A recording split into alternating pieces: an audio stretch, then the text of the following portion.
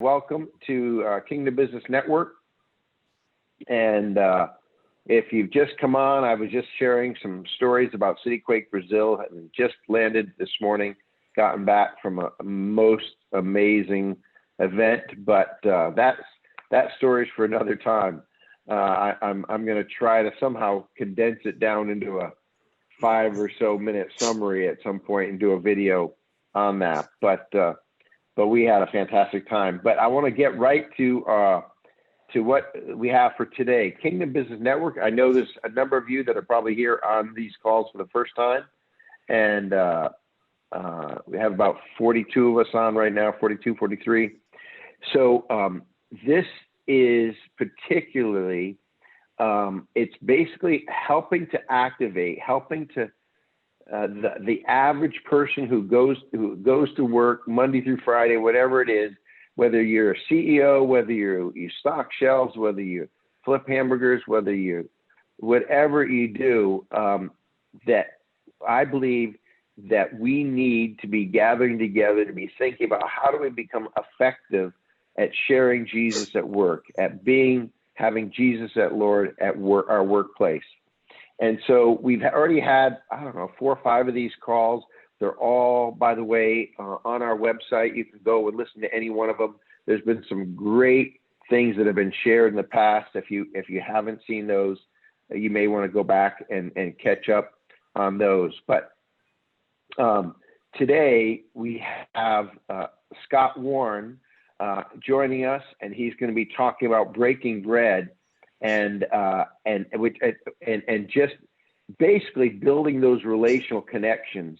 And Scott, it's so good to have you on. I've gotten to know Scott now here over the last few months, and he was definitely one of those that was not a Christian and acting like it at one time up until 2004, and then when the Lord got a hold of you, and then your world kind of changed there. You were helping young people have a really fun spring break there for a while, and so I'm glad the Lord kind of pulled you out of that, and then pulled you into the business world. Just kind of give us a quick overview of that, Scott, so that people can kind of get to know where you're coming from, and then we'll get into the topic for today. Yeah. All right, great. Thanks, Tom, for letting me get on here and share today. Like Tom said, I actually grew up in the nightclub industry down in Cancun and South Beach. Did the spring breaks down there, did the all kind of Memorial Weekend festivals. I started out with 8 people and ended up with about 50,000 people at a time down in Cancun on my last trip. And one day, God just sat me down on my couch as I was heading out to the airport and gave me a vision and spoke to me and said, you've been the devil's disciple almost your entire life thus far. He's like, I want you to walk away from everything, and you're going to be telling people about my son, Jesus. Showed me different times that he saved my life. I've had a few near-death experiences, especially if you drive in Miami at any day, you'll have some near-death experiences. But,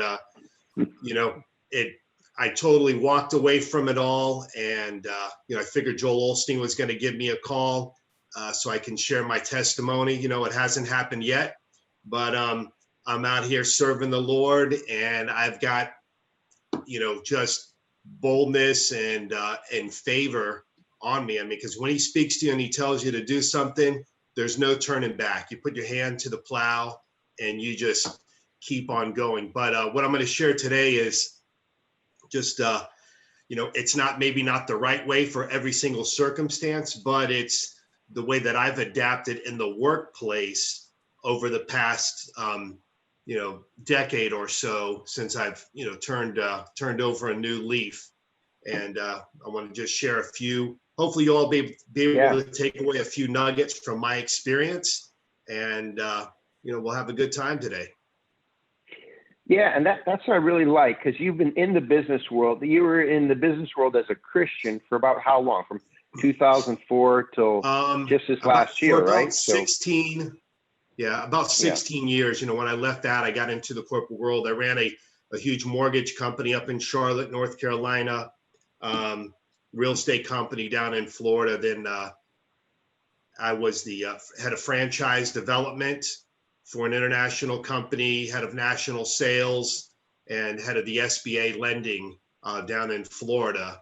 So I've had a lot of opportunities to witness to people. And again, it's, growing up in the nightclub business, you can say anything, anything you want to anybody at any time. But in the corporate world, I found things to be a little different, and you've got to watch your P's and Q's. You got to be PC, and how things are going right now, you really got to be respectful and mindful of people's religion and when and where you do your witnessing when you're on the clock. Yeah, so let's talk about that. So I don't know if you want to start with, just because I know there's some almost a little bit of teaching on your heart, but also some practical testimonies. So I'm just going to let you go with whatever you want to hit first, Scott, because I think both are really powerful. All right. Well, first up, I want to just share how God will show up and show off when we are faithful, when we're faithful to his calling. And again, Tom said, we've been cultivating a relationship for the past several months, but I don't even know if, Tom, you know how this started. And this is like one of my favorite stories I tell all the time. I was down in the Dominican Republic. Right now I work for an organization called Builders International, and we build churches and Bible schools and schools all around the globe. But I was down in the Dominican Republic setting up for a big outreach down there. And the gentleman that I was with, Josh Triplett, he said, "Oh yeah, we had Todd White and Tom and all these guys. They were down here not too long ago doing street evangelism." And I'm like, and I looked at him a little perplexed, and he said, "What's wrong?" I said, "I have no idea who these people are." And he's like, "Man, you don't know who Tom Rotolo is and Todd White and everything?" I said, "No." So I did what every good Christian does. When I got home on Saturday, I went to YouTube and I looked these guys up, and I said, "Man, these guys have got it going on." And funny thing is, I have a boy. He was 6 years old at the time, and he came and he laid down on the bed with me while we were watching some of their outreaches.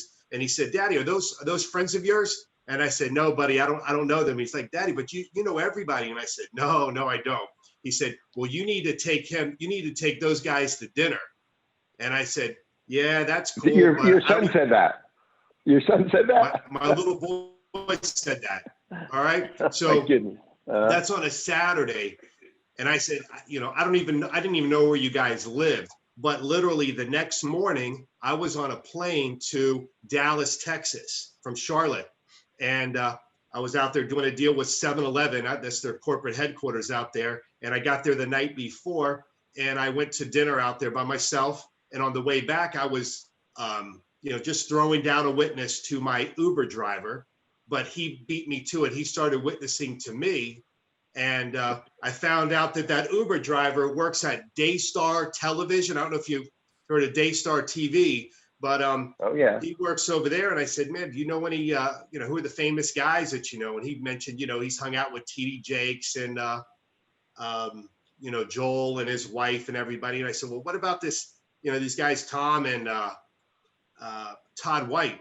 And he said, and he just sat back and he said, and he pulled out his phone and he's like, crazy. He goes, "Todd is going to be in our studio tomorrow afternoon for a live taping."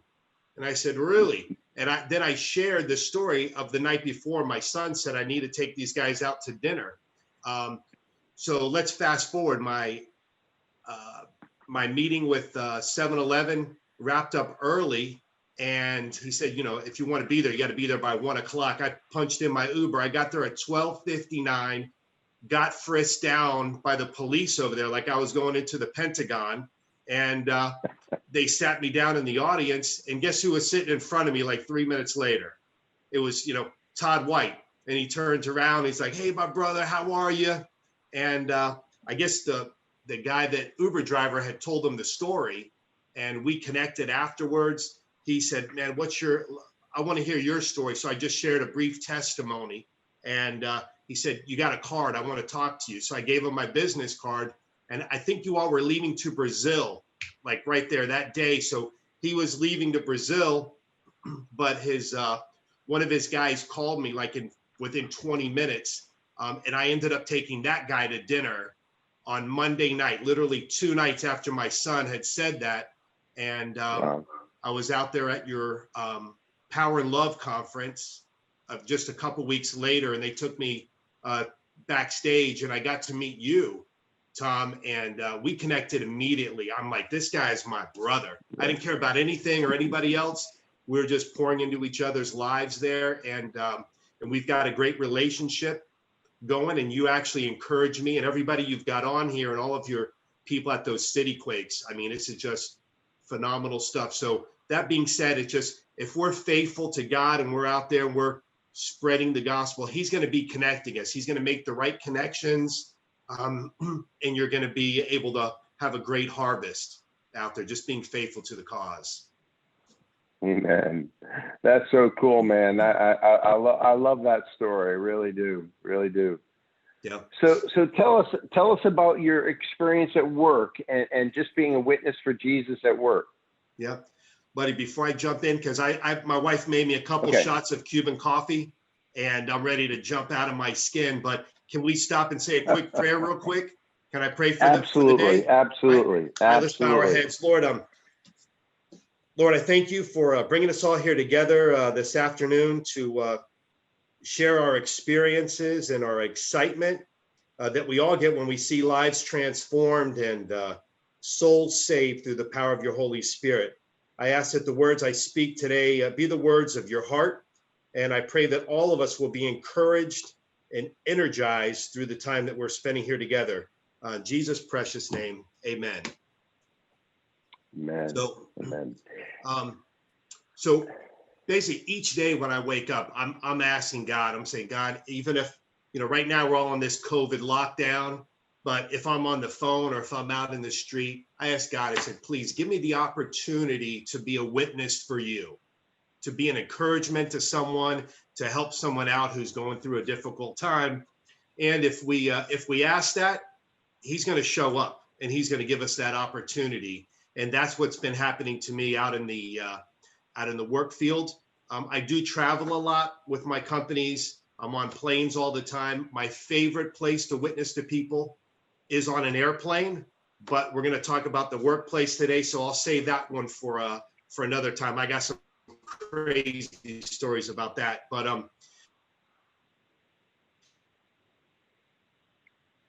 oh, you just froze up a little bit. Can you still hear us?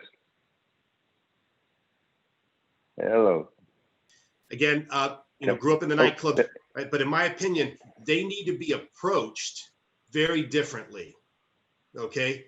Can you all hear me? Am I saying it's unstable, my connection? Yeah, it just faded for a second, but you're back on. Okay.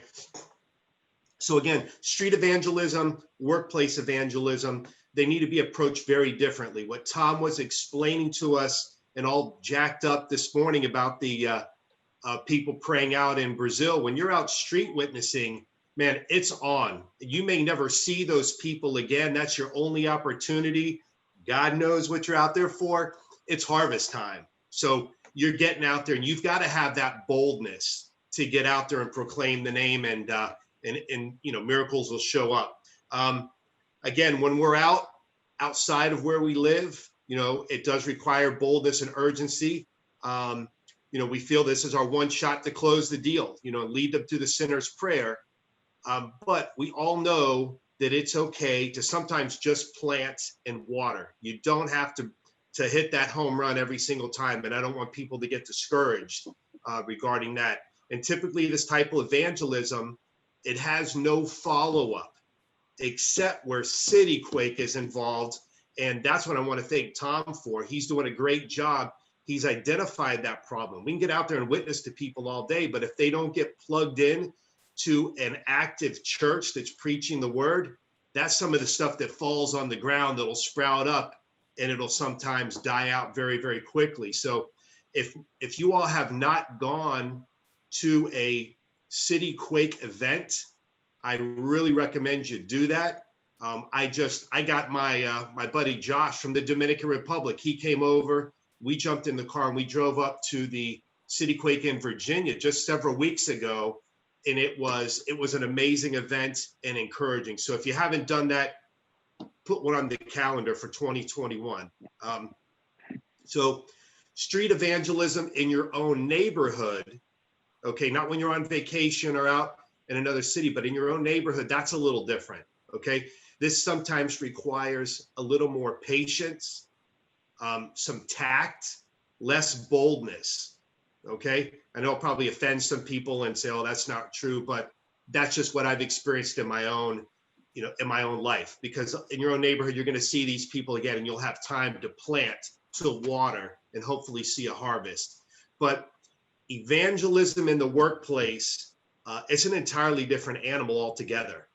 This requires getting personal with people before you get spiritual, okay? The great thing about getting personal is that it opens the door for continued and future discipleship, okay? And that's a great goal to have.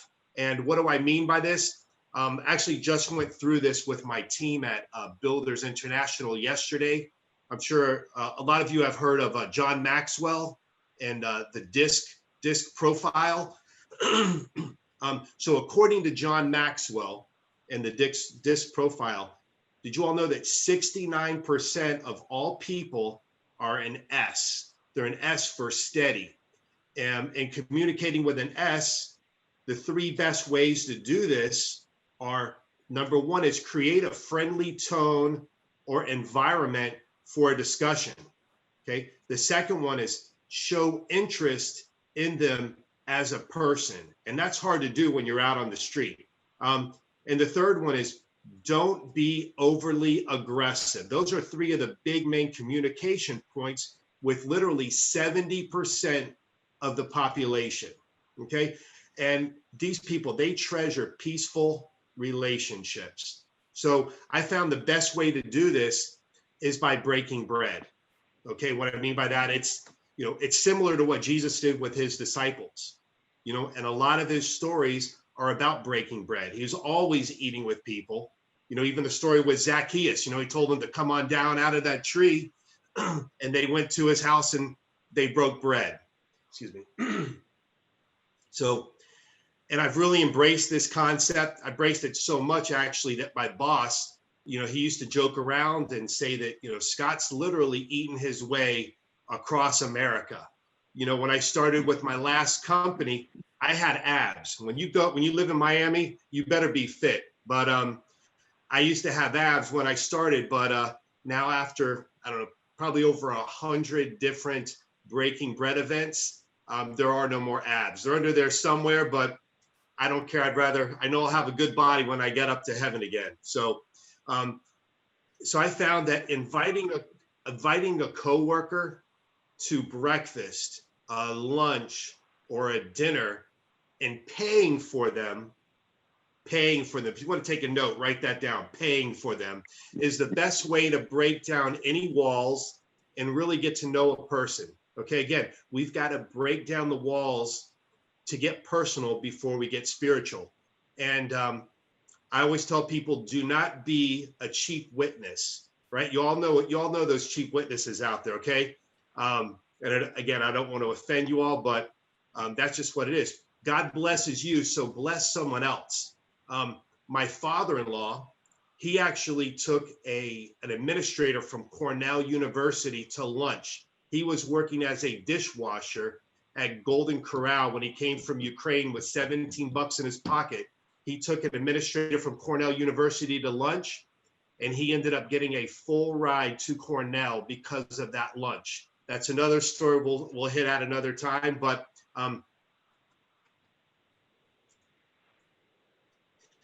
paying for someone's meal, it goes a long way, and it lets you know that you value them. Mm-hmm. So and maybe give an example or two of typically do this. Oh, go ahead. Yeah. I'm sorry, you had just broken up a little bit again. But I was just saying, if you just give an example or two, has that worked in your own life in terms of taking folks out? Yes. Okay. Well, man, this wasn't part of my deal, but I will share it. It's one of the good ones. But when with the bill, before the bill gets to the table, get up, excuse yourself to use the restroom, find your waiter or waitress, give him your credit card, and say, I want to take care of the bill. And it actually goes a long ways.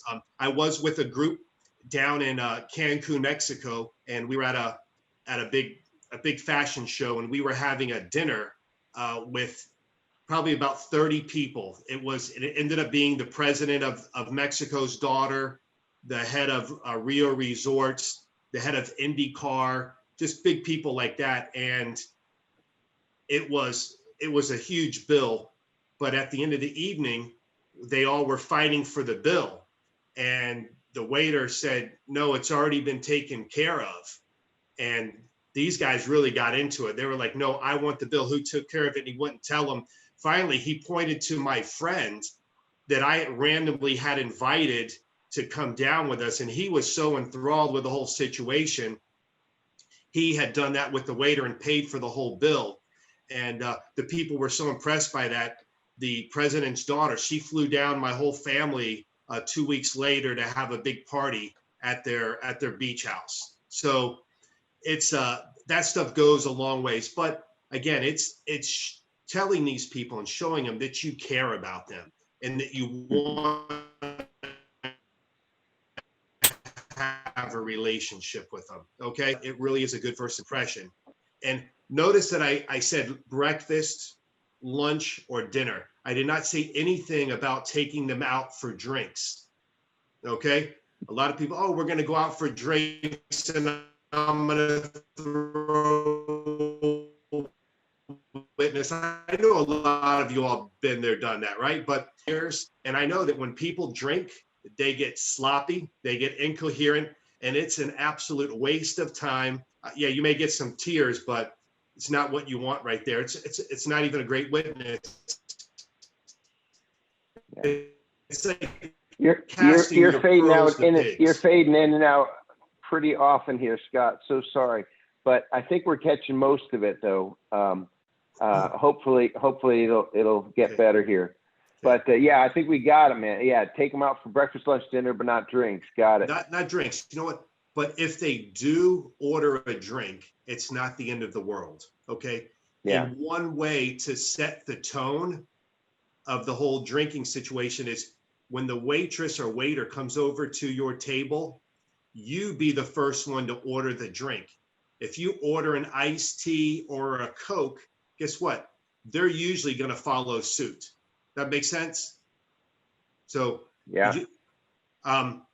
So before any breaking bread event, I always pray.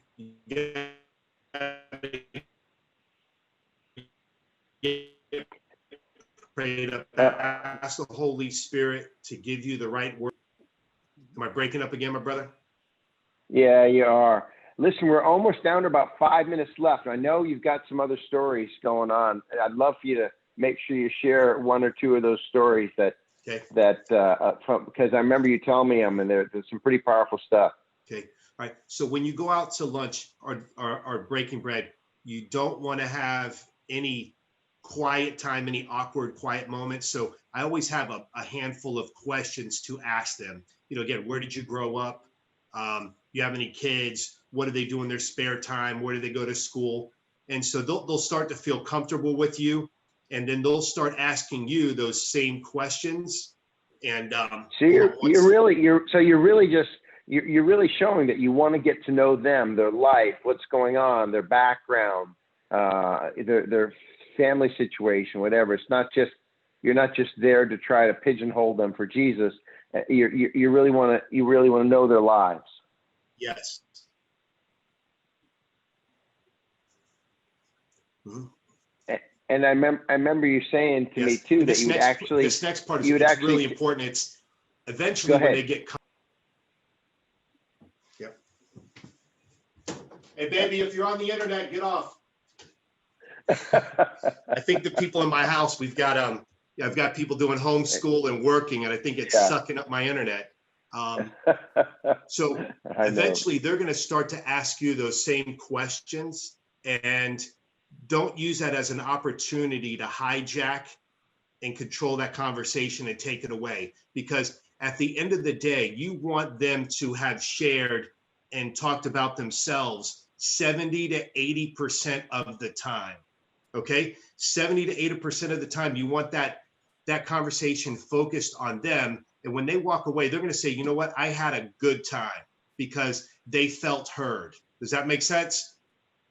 Yeah. So when they ask about my past, I'll usually, I'll share about the nightclub stuff. And then if it works out, I will share my whole story of how God sat me down and changed. But if that opportunity doesn't come up, you don't jam it into the conversation and just get all spiritual on that first breaking bread event, because you know what, that may be your last with them. Okay. So you want to know you're there for them. And my boss actually took notice of the relationships that I was building with everybody in the, at work. And he had me, it was pretty much, it became the culture that there was no meal that was eaten from, or no party or anything, or a conference without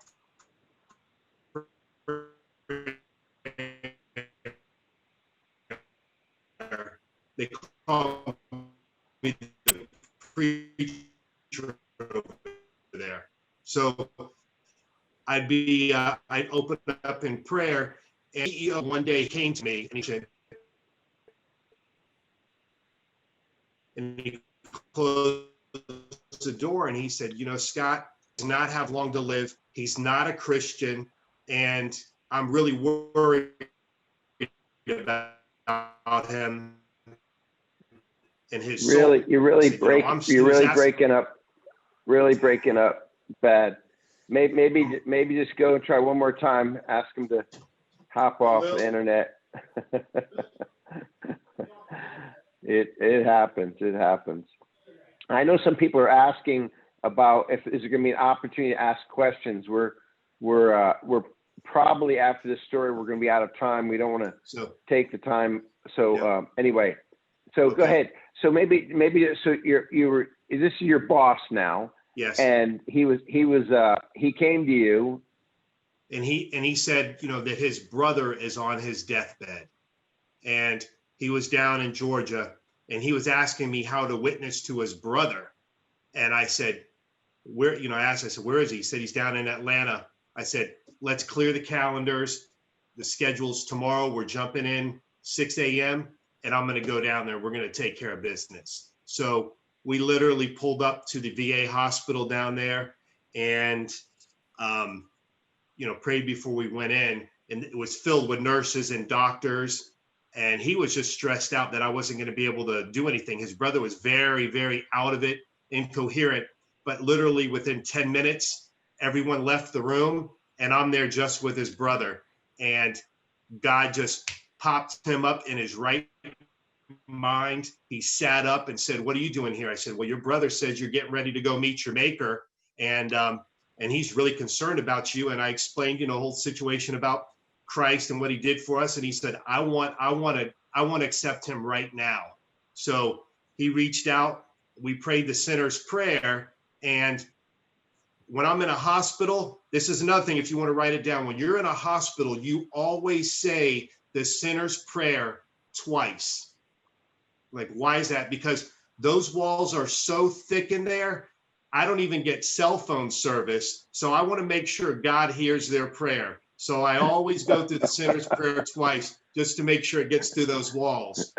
And Chaser's just looking at me like, what is this guy saying? But anyways, I think I know what you're saying though. You really want to make sure it seals the deal that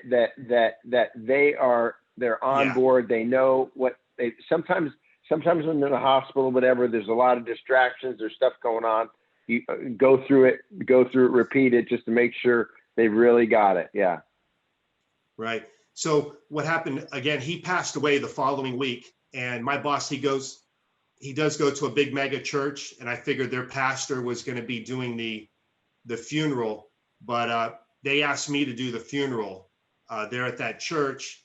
And what I shared with them is what I shared most funerals is, what is that person's last words? What are their last words? Everybody wants to know that. Did grandma leave me some money? But I told him, I said, his last words were salvation. He prayed out to Christ to forgive him all of his sins. And I was able to lead that entire that entire mass of people through the sinner's prayer.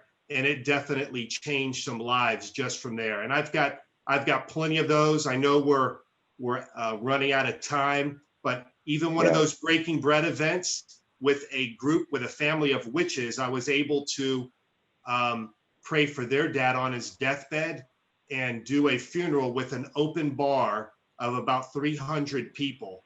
Open bar funeral. That's a first.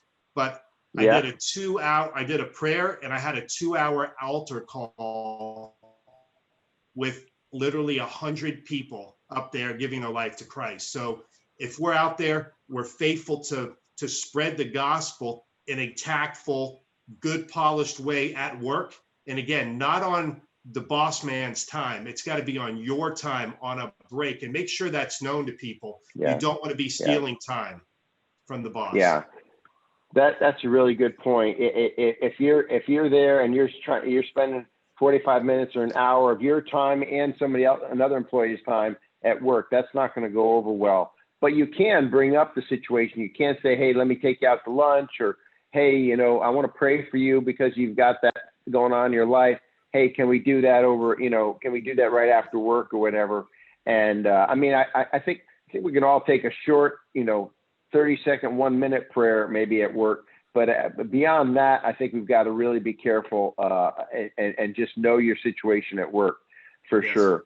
But but Scott, thank you so much for sharing. We want to get to the breakout sessions here. Was there one final thought that you had? 2 short ones. Okay. One thing is, I've got some boundaries that I've set with my spouse, obviously. And one thing my pastor has always said, do not get in a car alone with a female or with someone of the opposite sex and go out. It's just, you're just setting yourself up. If you are going to go break bread and do an event with a female, bring a couple of them. All right. It's not cheap doing it that way, but it's safe. And most of the time I'm breaking bread with guys anyways. And one other thing, it's a little random, but every day I go through my telephone and I will call several people randomly just to see how they're doing and to see if I can pray for them, because most people are used to having people call them just when they need something. So call people just out of the blue, random acts of kindness and giving. Just pick up that phone, especially nowadays. People are hurting there, and there's the need for prayer is unlike none other. So that pays off big dividends there as well. That's awesome, Scott. You've obviously been doing that. You've thought it through. You got some really practical helps and so thank you so much for sharing.